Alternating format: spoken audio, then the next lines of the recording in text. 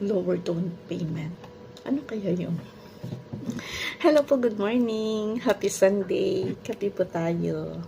Late po ako ngayong nagising, kaya late din po ako magkakape. Musta po kayo?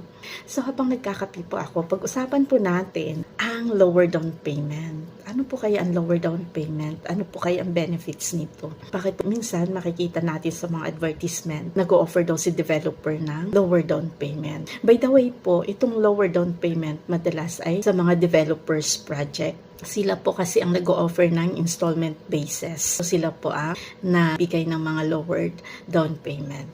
So ano nga po ba ang lower down payment? Ano po ba ang benefits nito? For the investors po, napakalaking bagay po ng lower down payment. Minsan po nag-o-offer si developer ng 5%, minsan 7%, minsan naman po is 10%. Sabihin po natin 5% ang ino-offer ni developer. So imagine po, out of the total contract price, 5% lang po ang inyong kukunin sa inyong sariling bulsa. So sabihin po natin, ang total contract price ng property na ito is 3 million times 5%.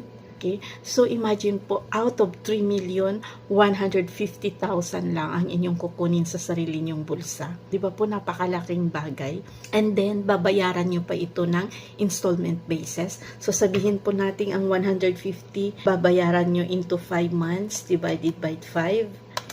Nasa 30,000 lang po ang inyong magiging monthly. Hindi na po mabigat. And then after nyo po fully paid ang down payment, iloloan nyo na po ang 95% ng property sa bank. And babayaran na po ni bank si developer. And then, ito turn over niya na po sa inyo ang property at pwede nyo na po itong gamitin or parentahan. And then, ang kita po ng inyong property, yun na po ang inyong ibabayad sa bank. So, makadagdag man kayo ng konti, at least lesser na po. Huwag nyo na pong isipin ang kita ninyo sa rental. Ito na lang po kayo sa pag-appreciate ng inyong property. After 10 years po, your property is no longer the same amount as you bought it. Tumaas na po ito ang value. And then, the rest of your savings, pwede nyo na po i-invest sa ibang property.